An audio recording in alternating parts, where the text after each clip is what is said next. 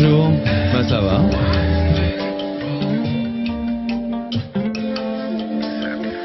Alors en fait, on est arrivés tous les deux dans le collectif Maison de Mode de Lille. Et on avait chacun une marque différente. Moi c'était Notis, elle c'était Mayomai. Du coup on s'est réunis autour du cuir. La matière elle a paru évidente quoi. Très intuitif à bosser, plein de choses.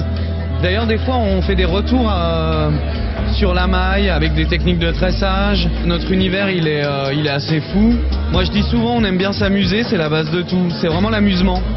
Mais on fait quand même les choses sérieusement mais on s'amuse. Je viens du design produit, je fais plein de maquettes en carton, en papier. Et du coup, souvent, il y a des erreurs. Grâce à des erreurs, on trouve des créations. Donc c'est un peu un vice de procédure. Mais aussi, on joue avec les codes du cuir. Évidemment, tout le temps, le cuir est associé au SM, le vice. Donc voilà, mais on le veut plutôt dans le côté vice de procédure. Alors la dernière collection, c'est retour à des maillages en cuir. Après, nous, on a beaucoup de collections capsules.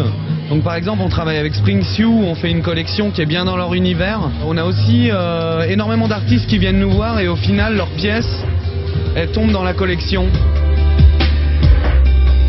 Déjà c'est la variété, c'est-à-dire qu'il y a du souple, il y a du rigide, il y a les couleurs, les reflets, la lumière, les méthodes, il y a de la perforation, il y a du matelassé. Donc voilà, il y a plein de choses autour du cuir, énormément de choses. La femme House of Vice... elle se prend pas trop au sérieux, elle fait pas mal de choses, elle fait un peu de musique, elle s'inspire beaucoup du cinéma, de plein de choses. Le snood, très basique.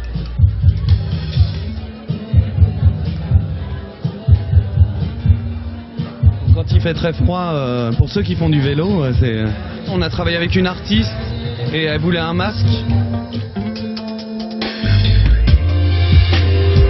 Pour moi, ça fait vraiment partie des pièces House of Vice où on est capable de faire quelque chose qui sort complètement du prêt-à-porter et qui est beaucoup plus spectaculaire.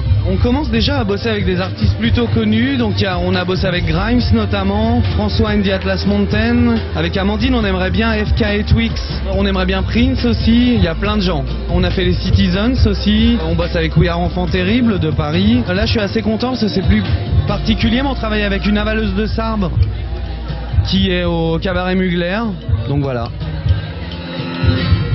À bientôt.